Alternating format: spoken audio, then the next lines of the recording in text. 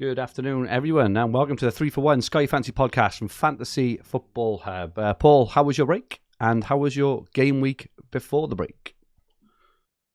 Yeah, it was good break. Thanks, Fergi. I was at the Scotland game last night, which was quite entertaining. We've got one fit defender at the moment that's usually plays and no goalkeeper. So, but yeah, last game week in Sky was pretty good, I would say. 110 points, moved up to 2,400.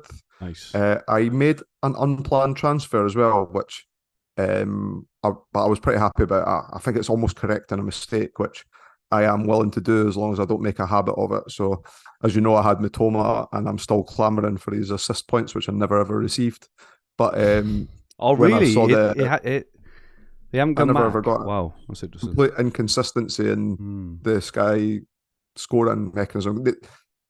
The feedback that I got was we go on Opta, but then I know that Opta don't credit assists for own goals, of which the Sky game has credited points for before. So, but like, what can you do? And then I saw he was benched against Sheffield United, and I know he's not a great Sky asset anyway in particular, and he's one of those kind of streaky players. So I thought I'd correct that at the time and brought in Bowen for him.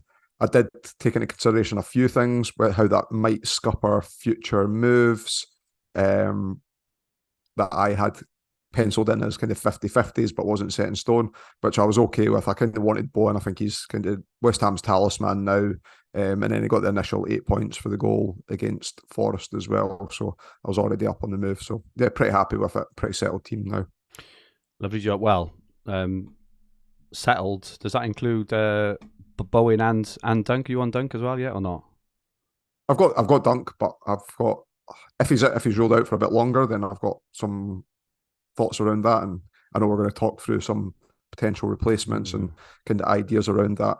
But I do have views on defenders in the game at the moment anyway. With Bowen, I'm always get really, really twitchy when I hear the words or the phrase knee injury. It's very rare you get a knee injury this particular minor just in my thing. So I don't know. I'm expecting.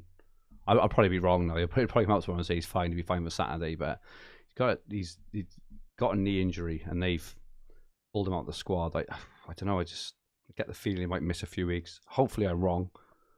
I know the two aren't mutually exclusive to one another, but Antonio was out for a long time now.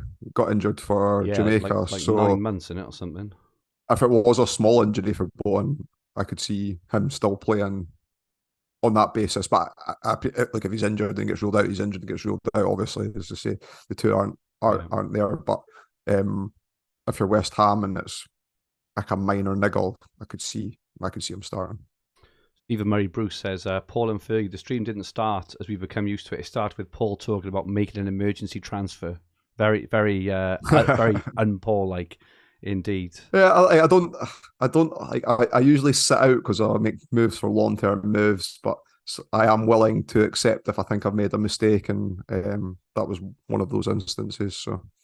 I scored 107, took Romero out for Anderson. I think it was quite a popular move. Inadvertently lucked out a little bit by captain Saliba over Saka because I was concerned around whether Saka would play or not. Obviously, Saka did play, but lucked out there probably a bit on, 7 extra points, I think. Obviously, Saliba got the goal, didn't he? Even though they conceded. So quite fortunate there. Stuck with Johnson in goal, who's all right. I can't really get to anyone else. So I'm interested in your thoughts actually on Dunk, because I know you said earlier in the text that you think you maybe an opportunity to reshape a little bit with potentially a couple of moves. That'd be interesting. But yeah, reasonably happy with my team. Brought Palmer in a couple of weeks ago. He's done really, really well. Obviously, I think it's 5, 12, and 9 or something, which is insane. So he's done really well for me. 34 transfers left for me, which is much, much lower than I normally at this period. But I was thinking, well, actually, I'll leave it a little bit because we're gonna, as part of a few of the questions, there's quite a few questions around kind of macro strategy, transfer usage, and all this stuff. So we'll touch on it then. But I have got a bit of a thought which is niggling in the back of my mind. But yeah, welcome everyone in the chat. Great to be back. Dave Hannigan is in. Windy 1965. Darren Skidmore FPL Matty has asked a question about winning the game overall in the first year. We'll certainly look at that a bit later, Matty. Martin Darley, Paul Kendall, Bobby Shearer, Sam D. Taylor, Dave Baxter, Gary Plant, Humble Monk says, hey everyone, here comes the monk. Steve Manning says, thank God the international break is nearly over. Martin Beasley is in, Adam Burt Welsh, John A. Conley, and many, many, many more. Thank you so much for joining us on this Monday evening. It seems a long break. These always do, don't they? By the time you get to the second week, goodness me. But you know, like, as a Scotsman, I'm actually enjoying the international breaks for a change. Yeah, so it's not actually too bad for me. You just wanted to have a look at the form. So we've got on screen now the player point the last 4 game weeks. Yeah, and like Simicus after his monster haul last weekend now appears near the top of it, believe it or not. And some people might have made the move before, assuming that he was going to be out, but no, we would never have known if Joe Gomez was going to be injured at that point. Nothing was leaked, so I think that was a surprise. Darwin Núñez up in 5th. I think if you're looking for a differential over the short term, he could do really, really well with Liverpool's fixture run. Vitaly Mikalenko, he could be a route to get even more points in here because he's only picked up 5 bonus points in that time. But and the only reason I know this is because I've been looking at him in Dream Team. I don't think I'll go there, but the amount of times that he's hit 3 tackles, which is obviously just short of the Sky bonus, is like quite significant. He's right up there in terms of volume of successful tackles over the course of the season. So whilst he's sat second on here, and that's massively high, like he has 7 points behind Haaland, so even if he had pick up other bonus, but he could have had more points than what he's got. That's 7.6 million is maybe a little bit too expensive, and Everton's fixtures aren't particularly great. Maybe that's why he's picking up the tackles though, rather than anything else.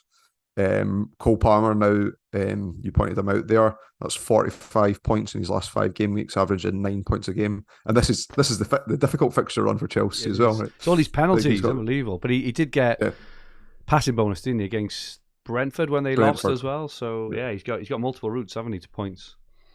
His ability to pick up the ball in like those pockets and always looking for it, just like he's one of those like really, really exciting players to watch, and you can see why all the Chelsea fans are raving about him. Van Dijk's in the list here, and there's a strategy involving Dunk, and this is all hinges on the basis of Dunk being ruled out for a little bit. If he's not, and or maybe even if he misses 1 game, I wouldn't be keen to take him out. There's just very limited defenders at his price bracket that I would be keen to move to. Even the Palace defenders now, I know that it was a popular move from Romero last week. Palace have a really nice run of 4 games, so that's down to 3 games now. And then beyond that, their fixture run's pretty treacherous. So I would be more tempted, and I will talk about it in a little bit just now, is to free up the money in terms of an upgrade rather than a downgrade if you're locked into 3 at the back. Rather than having a flexible formation that would allow kind of a midfielder or a forward move from him as well. Yep. Interesting. Nicholas Jackson's third. Obviously, that's been exaggerated by scoring a hat trick against 9 men Spurs. We can probably know that. I would say that Chelsea have definitely improved, and I think I think we touched on it, didn't we, on the pod a couple of weeks ago. I think that a lot of us will find ourselves double or even tripled up on Chelsea in a few weeks. If you think of like Palmer, maybe defender, maybe Sanchez. A few of us, I'm stuck on Johnson. I'm going to want to get off Johnston in a few weeks as well. You can definitely see Chelsea being really, really popular. Man City mids are doing okay. Bernardo Silva's been ticking along all right, 8.3. Not that we probably look at him with the fixtures coming and stuff, and obviously they're off to the World Club Cup pre-overhaul. Exactly that. Salah is always in the mix. Zinchenko and Saliba are in there. Saliba really popular. Just looking at a couple of others. Jota and that we're not going to go for. And Mbeumo, I think Mbeumo is their fixtures. Brentford's fixtures turn. I think it's next week, not this one coming. Yeah, they're home to Luton Saturday the 2nd. And they go Luton, Brighton, Sheffield United, and Aston Villa. Obviously, they have that missing game week as well. But if you are looking, for potentially a short-term solution in there, those fixtures from an offensive view are about as good as they get. Could have scored against Liverpool last week as well. We had that 1-on-1. Exactly. So yeah, I think he could be a nice hop off there maybe. Then they've got And then you've got one of the favourites for Ballon d'Or sitting there in 19th. John McGinn. John McGinn. Legend. Yep. Dunk replacements. So interestingly, when you text me through about dunk replacements, I was surprised at the lack of defenders in here. Yeah, or null defenders. So I had a look around that price point, and there's nobody that to me that sticks out around there. I mentioned the Palace defenders. I think the move there was last week, and now with three fixtures. What I would be tempted to do, and this works really well if you're not a Cole Palmer owner, and even if you own the Kamba or you don't own the Kamba.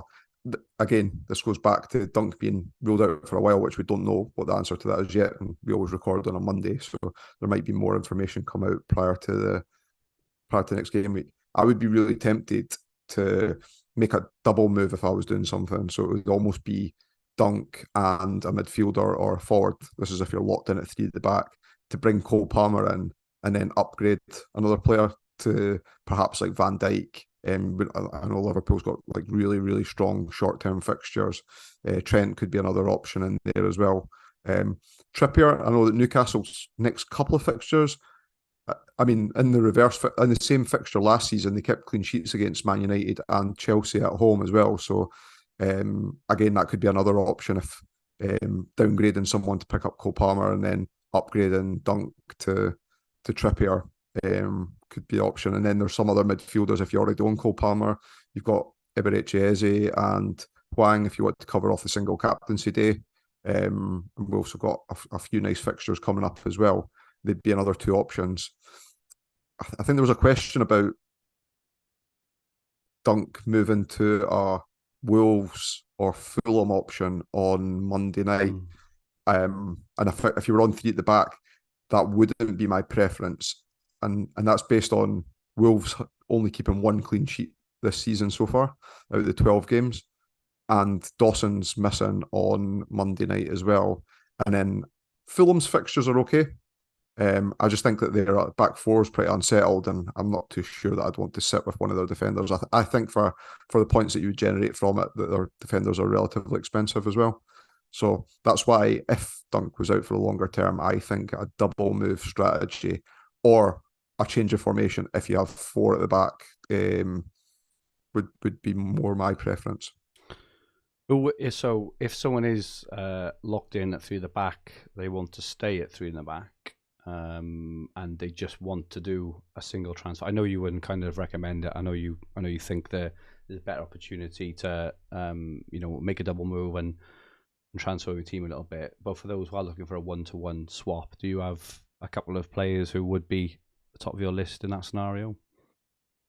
Well, if you do want to cover off the single day, I did say Fulham do have good fixtures. I think that their defenders are overpriced, but they do have some options in defence. So you've got Tim Ream, who can pick up passing bonus. He's 7.5 million and is likely to play every game. You've got Castagna, who hasn't really evidenced his attacking intent this season, but we know he has got a history of being an attacking fullback. I just look at his points in 1-2, 1-2-2-2 over the last 6, and I'm not particularly enamoured with that. But beyond that, there's nothing really that stands out to me. I mentioned the Crystal Palace defenders there. Would I really be wanting to take a punt on kind of Harry Maguire? Maybe he's certainly his short-term points haven't been that bad. 10-7-0 against Man City, 5-5. They've got Everton, Newcastle, Chelsea, Bournemouth next 4. He's 8 million. Maybe, perhaps. You'd mentioned Brentford there. Could Pinnock be someone that would fit in there, or do you just wait out and get Romero back after a game or 2? Maybe that would be where we go. It's interesting as well because his fitness record, Doug, seems to be reasonably decent as well, doesn't it? I think I can't remember having him massive extended periods before, and even if he does miss this first game back, they don't then play till the following Sunday, which is Sunday the 3rd, and you get to see the lineups as well. I just wonder whether I think my play, obviously I've got Dunk, and I think my play is probably going to be if we get sketchy info, unless we get him that he's out over Christmas, for example. Obviously, he goes then. I think anything other than that, I think I might leave it till Sunday the 3rd and just even make a decision then, because transfers are being used and at a pretty exaggerated rate at the moment through injuries and things, and we're only 12 game weeks in, and like I've used 16, and there's lots of others have used similar amount. I think most engaged managers now have probably used over 40. We'll have under 40 left, and I just wonder whether the kind of underrated part of the game is just to know when to kind of hold on to players who you're going to want to get back. Like Dunk is a gem. He's one of the. If you were to pick a season long template team, Dunk would be in every team without any shadow of doubt. I think we even mentioned pre-game week 1, like the only underpriced real value player in the game is Dunk. So, what are your immediate thoughts on that? Yeah, part of the reason for me putting together this kind of thoughts around long-term Dunk replacements is based on the questions coming in. Oh, of course. Rather than my want to take him out anyway. So it was more to address if he is ruled out for a bit of time. Here's some options on it. But I totally agree with you. I think even if I knew that he was going to miss this upcoming game week and then he was back the following week, Brighton do have nice fixtures, and you expect if Dunk's fit that he plays, that he's probably the one player that plays all the games for Brighton as well. When the clean sheets come, he's the single highest player with passing bonus this season on 32, like 3 clear of second place. So you're getting more than he's getting more than he's getting in appearance points from passing bonus at the moment. Just to touch on Bowen as well, he's going for a scan. Obviously, we don't know kind of anything about it at this moment, really. You have got Hwang and Eze in the Dunk replacements thing as well, but Eze was he performed really well at the start of the season without much reward. He's come back, scored a penalty straight away. Fixtures in the short term are really good, hence why people are jumping on Anderson. In terms of Bowen as well, if he's out kind of with or without Dunk, what are your thoughts on the the kind of transfer strategies around him? Yeah, I think Eze's a good shout. I think that again, this might be your opportunity if you don't have Cole Palmer. Like Chelsea's fixtures are going to turn really quickly, and then having like an informed player and freeing up that much money would be beneficial. You got Sterling at 8.7 million as well. Like Sterling's generated the most expected goals this season without penalties. I think I'm right in saying from midfielders or on his own. Can't remember. I'm misquoting someone, but he's putting in great figures this season as well. And with that Chelsea's run, people might not be looking to double up on Chelsea, and therefore you're getting a differential already from there as well. So maybe jumping on early. And then if Bowen's ruled out, the problem I've got with Mbeumo, like I'd love to get Mbeumo in. You mentioned there his fixtures are nice. I know he does miss that game that when City are playing in the World Club Cup, but there's no hop on point for Mbeumo now. Good point. But if you've got a ruled out player, you don't get a fixture gain anyway, and might be just Bowen to Mbeumo might be the move there as well. Good stuff. We've got the slide up now from FF Stuff. You can also use Ian Parrin's fixture planner on fantasyfootballhub.co.uk. But we've just got like the next 4 weeks, kind of day by day, and tackling the next 4 weeks. I've got to be honest. I said before we came on, Paul, I haven't really looked much past the international break, so I had a look with a fresh pair of eyes a couple of hours ago, and it's quite interesting. I think the one thing we know, there's not a lot of captaincy days to kind of cover off, but these injuries are giving us opportunities, aren't they? I suppose. Yep. What's your thoughts on the next month? Well, the big one's really this Wolves Fulham game, and if that was a Friday night, everyone would be skipping it, and because it's a Monday and you get the extra fixture game, I feel that people are looking at. And I had earmarked a goalkeeping move to transition through Areola onto player and then move on to Sanchez. Part of my bone move last week, I knew that I wouldn't have enough money to do that now. But I was happy based on it being a 50-50 decision anyway. And I sat and looked at the goalkeeping stats. So I mentioned earlier on, Wolves have got 1 clean sheet this season. So Jose Sa has the same number of yellow cards as he does clean sheets. Class. And then Leno, 3 clean sheets in 12 games as well. So 25% of games he's keeping a clean sheet in. And then Fulham comes straight out of that away to Liverpool. The next 2 are okay, then they're away to Newcastle as well. So I'm pretty happy now skipping that game and then just going straight through. I'll pick a time where I'll move Areola onto Sanchez and that'll cover me off for the Chelsea Wolves single game day as well. And I save a transfer in the long run by doing so. Yes, I don't get the double points on Monday night from whoever I picked in. So I'm pretty happy with that, and that's an option for people. We know that Palhinha is suspended now, and that might have been another option for others to go to. And yes, you could pick someone and they could get they score a goal or keep a clean sheet with passing bonus. But I think the likelihood of that not happening is much higher than the likelihood of it happening, and therefore I think it's more than fine to skip that game. I really like that Liverpool set of 3 games after the Man City game. There's a nice hop on point on the Sunday as well. So you got Fulham, then Sheffield United away and Crystal Palace away. But will anyone play the 3 games? I doubt it. Like Tsimikas might have earned Klopp's kind of respect back and might be back in the side now. Could you see him missing one of those games? I think so. Will Darwin play all 3? You likely play 2, and you're probably going to captain Salah anyway. That's not to deter coming on him, because I do think that at some point in time he's going to get a haul, and those 3 games are ripe for one of them, or at least one of them returning a decent amount as well. But again, we talked about not making transfers, and I know the Romero situation happened and made a move there, and then we had we've got like the lingering doubts over Dunk and Bowen at the moment as well. But I'm happy if it's not long-term injuries, maybe even just to hold the players through. I think with Romero's ownership dipping again, that coming back onto Romero it almost makes him a differential again. So I might hold out, and I might hold out, and Spurs' fixtures beyond Man City don't look too bad either. So that might be something I'd consider later down the line. But yeah, that Areola to Sanchez move I've got penciled in at some point, but don't need to be specific on which week that I'm going to do it. And then beyond that, I'm pretty happy trudging along.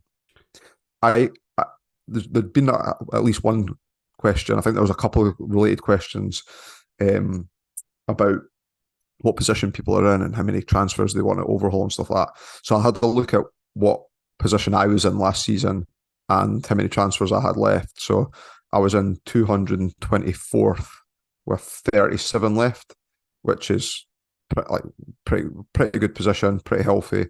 I've got a similar transfer count, and I'm on 2,400 just now. I probably have ruled myself out winning the game, which is not me being defeatist. I think that I could still get a really good top finish from where I am. I do think that you need that combination of like skill and a plan and a good flow in what you're doing, but you also need a large element of luck in there as well. And even if I was at that position, 224th with 37 left, I don't think I would rank myself as favourite or anything. And I was downplaying my own position last year a lot because I knew that a lot of engaged managers were sat just behind me with a few transfers more, and I did get some good luck on. I had retrospectively thought 50-50s, and I was getting all the 50-50s right, and therefore it was luck. But maybe even if you say that I was playing 60-40, but sometimes you do get injuries and stuff like that as well. I was playing all the 60-40s and getting the luck of the, what would you say, like the ace queen against jacks kind of draw. If you've got like maybe that's probably a bad example. Like ace 10 versus king queen is probably a better example, and ace 10's obviously like 60-40 favourite, and therefore I was always, maybe I was making what I felt was the right move, and then but and it played out, which always isn't always the case. So when you look at like Luke the Godfather, who's doing incredibly well this season, I would rank him as one of the favourites for sure. And Luke's a brilliant player at the game. He's got good strategy, good plans, good transfer preservation, knows when to play them, knows when to not play them. But he will need those situations to go in his favour to win the game as well. It's crazy looking back in it, and obviously you appreciate it firsthand. Obviously had it in Dream Team as well. That don't appreciate just how much luck you need until you go through it, and you just think how the hell has that come out my way? As in, almost there are periods where it's like 90-10 against you, where you just think, oh, it's done, and then what you need to happen happens, and you're like, how did that happen? And for you last year, just for Man United Chelsea. So for those who don't know, I'm sure like most of you do, but what Paul needed to happen in the last like 20 minutes or 25 minutes of a match, which effectively kind of won you the game, didn't it? Was Rashford was benched. You benched Rashford, and your opponent, Captain De Gea. Rashford came off the bench.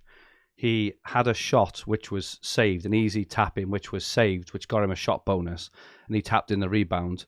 And then he needed United from 4-0 up, absolutely cruising against a very poor Chelsea. You needed Chelsea to score, and Chelsea went and scored a late consolation, which meant nothing in the season, but which to you meant absolutely everything. And it's that kind of luck. Until you go through it, it's really hard to appreciate how the chances of those two things happening like very, very low, aren't they? And I had similar experiences on the year in Dream Team where you just think it just can't. I took Harry Kane out against Leeds, and Kane scored 2 goals, both offside by toenails, and I'm just thinking how didn't Kane score in that match? It's practically impossible. So the luck you need, as you say, is just insane in it. And as you say, it went your way. You obviously need the skill to get in into the position.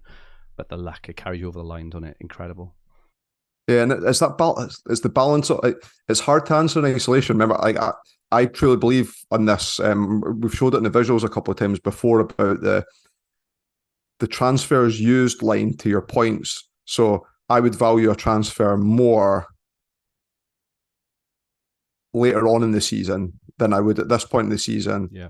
So therefore, I think the question came in. Someone sat at 300 just now with 31 transfers left. Now, I would take that position over the position I'm in currently, probably. But I think that the value of those transfers becomes more now. So when people have a little bit more than that beyond the overhaul, they're going to get better points returns than using them at this point in the season, in my opinion, anyway. And I think based on how most seasons have went, and I know it's not it's a total binary thing, but the way most seasons go is you'll get more value for that transfer later on. The point about it's easy to rule a player out for the rest of the season later on in the year when they could make it back for the last game or the last 2 games, but because they'll get a whole summer off afterwards, you find that players are out for longer periods and miss more games through that than what you do earlier on in the season when the club needs the player back earlier and they know that they've not got that rest coming up afterwards, so you're not getting that extended period as well.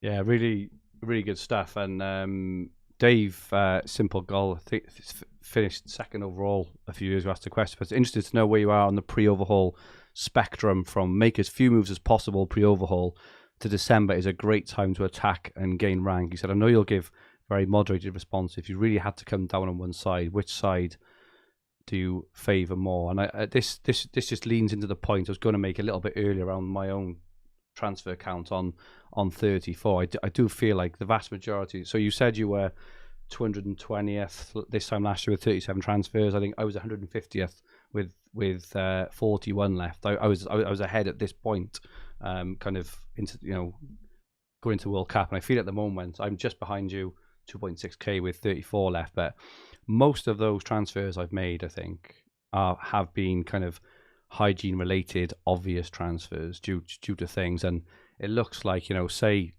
out of Duncan Bowen. It's probably likely going to have to, I guess, make one more out of this. Johnston to Sanchez, and I'll be doing maybe a Chelsea defender. I'd be amazed, absolutely amazed, if I don't go realistically now, because it's very easy to say, and you hear people say all the time, "I'm done now to overhaul." There's no chance. Anyone who says that now, there is no chance. How many games are left now until over? Bear in mind, we picked our starting 11 for game week 1. We've only played 12 game weeks, and there are, what are they? 1, 2, 3, 4, 5, 6, 7. Some teams have got 8, 9 fixtures, almost the same amount as we've had already left.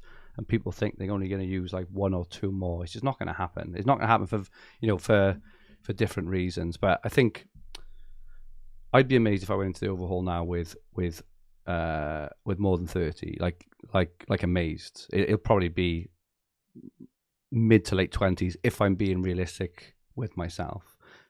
And my concern is where we get the big gains, as we both did last year, is these pylon on teams, right? My concern is if we keep playing in this fashion where we're just having to make transfers just to stay with the pack and make the obvious moves, we're not going to find those real gains, because every year the way you fly up the rankings all the time is to pile in on these teams at certain points, aren't they? We both did on Arsenal at a point last year. Those who did it on Man City were really unlucky, I think.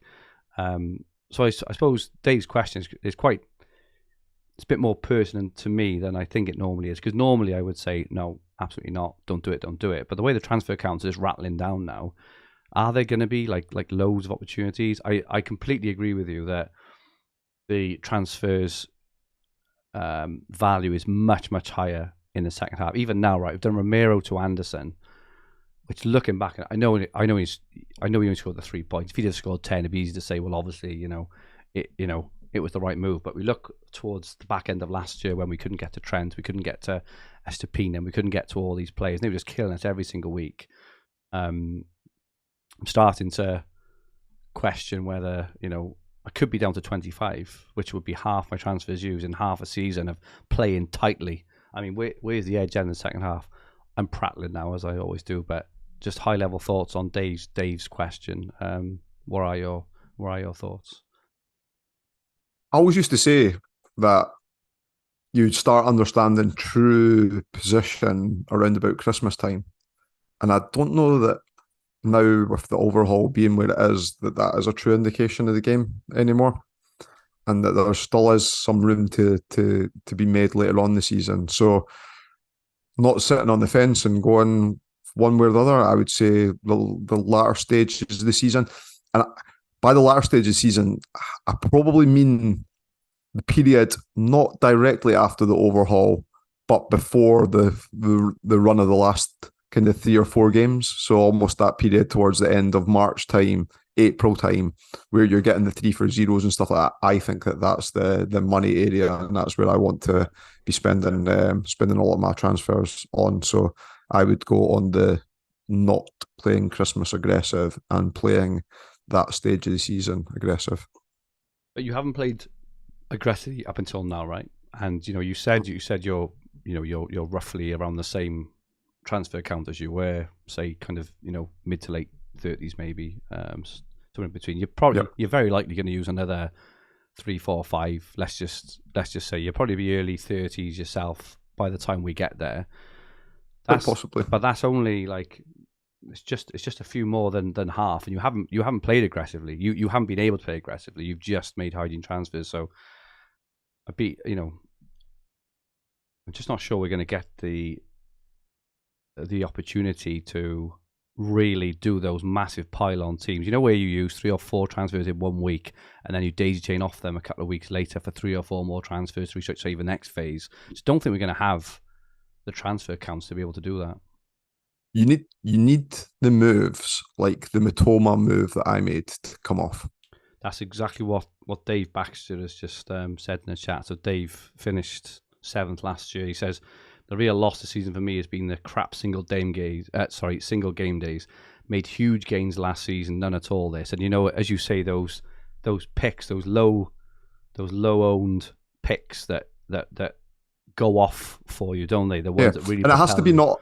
And it has to be not obvious as well, because otherwise everyone would do it, and we'd be talking about all of these moves on the podcast, and other podcasts would pick it up as well, because there is obvious moves, and we will talk about it, because that's what people want to hear, and that's what a lot of the questions get loaded up. But you need to, like the situation with Martinelli last season when everyone was coming off him because his form was poor, but you looked at the next 4 games and there were ripe fixtures, and it was like you're bringing in an out of form player, so you have to it is a gamble. But you have to kind of go all in on something like that to come off, and say, like, if the Matoma move had come off, then that would have been brilliant. And those are the kind of lines that I think that you need to do to separate yourself from masses. And unfortunately, sometimes it's all beyond your control. Yeah. We haven't even mentioned either, the kind of, we're not there yet, but there's a really, really obvious hop on and off of Haaland as well. Towards the latter, that'll be a couple of transfers, assuming we do it. It's a few weeks off yet, but there's a lot of really good teams with a lot of 3-for-0s there. So yeah, I'd be, I think a lot of engaged managers are going to find themselves in the kind of, in between 25 and 35 sort of transfers, which is not ideal when you want to really use your transfer account in the second half to pile in. So yeah, interesting stuff. I still think the back end, even though kind of using them in this front end, I still think the back end is the place, because I think at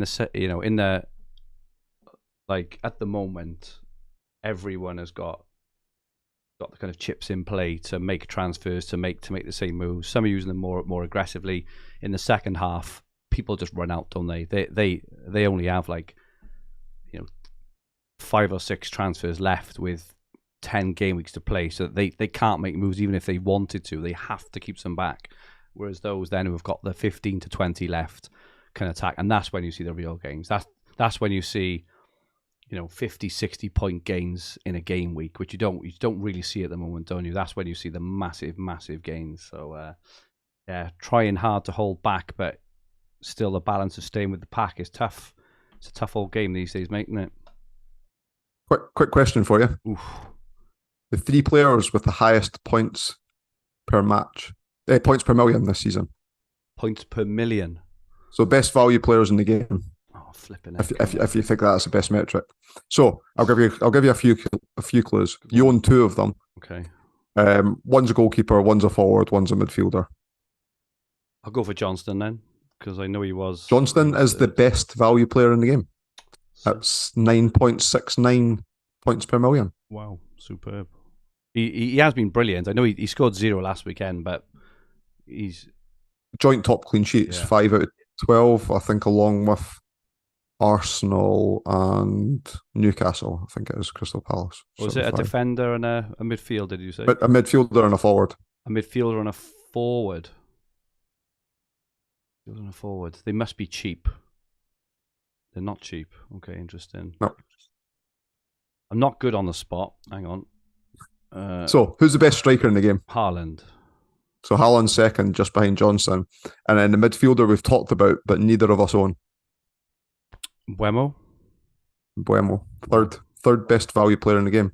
And this is why I think if Bowen was ruled out for a bit, I think that's where I would move to. Got some nice fixtures, an outside captaincy option in a couple of days as well. He does miss the game against when Man City are playing the World Club Cup, but the game might be rearranged before overhaul kicks in, right at the tail, potentially. Yeah, it's a really good opportunity there to jump in, scoop some really, really big points in the 4 games in it, and then kind of daisy chain off to a Chelsea defender or whatever you want to do as well, just before you kind of do that. Yeah, nice. Very good stuff. He's the same price as Dunk as well if you're on 4 at the back, and Dunk's ruled out. Nice. Looking at the upcoming game week, this Saturday, Man City, Liverpool, 12:30 game. Who put that in? Klopp is raging. Again, as he always is. At least they're playing another team that won't benefit from the 12:30, and if they are going for the league title, then 12:30, Man City, Liverpool on Saturday. Get to the lights for that one. Sheffield United, Bournemouth, Forest, Brighton, Newcastle, Chelsea. What a game that'll be. Luton Palace, Burnley, West Ham, and then the 5:30 is Brentford and Arsenal. We get to see the lineups. The word is Haaland is fit. Anything to consider on this day?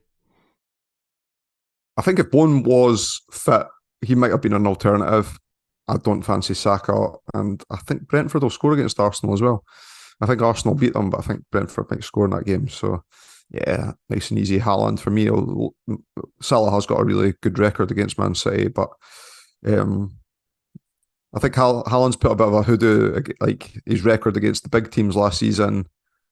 I guess it was more so away from home, wasn't particularly great, but he's already kind of written out those or written those wrongs. Is that corrected those wrongs? Right the wrongs, I think. Yeah. Right the wrongs. Yeah, I don't know how it works in past tense, but Haaland will be my captain for sure. I think it's nice and straightforward for me anyway. I wouldn't want to be gambling on that day. Spurs and Villa, 2:00. Get to see the lineups there. Everton and Man United. Maybe a bit of a tough one, but I've got Son and Watkins. I think I'll probably be going Son at home. How about yourself? I think that's the way I'd be steering as well. I do think Watkins is a good shout as well. If you don't own Son, I think I would. Yeah, I think I'd be captain in Watkins. I think he'd be my second favourite choice in that game, and then probably Diaby third. And a lot of people will still be owning Diaby as well. Yep, agree.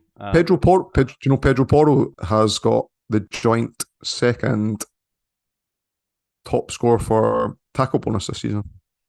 I didn't.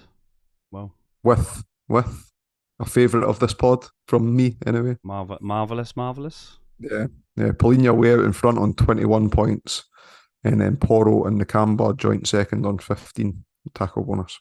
Interesting one on Porro, and it's just a shame really that their Van de Ven's gone, because their fixtures over Christmas, Spurs are really good, aren't they? Really good. Yeah. And then Monday, Fulham and Wolves. I think after all the chat, all the speculation, I think I'm just going to skip. I just cannot get excited about a single player in that match.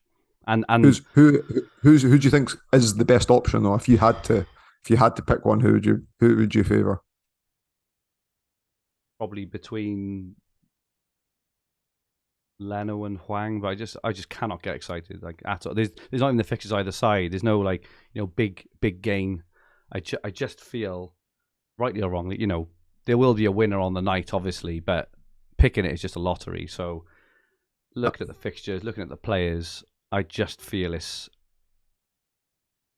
one that when we look back in April and we're dying to make a transfer and we can't, think, why the fuck did I bring in Tim Ream against Wolves? Who was the single? Remember when Rashford got injured? It was Wolves and someone, and Ruben Neves was really, really popular. Yeah, he was.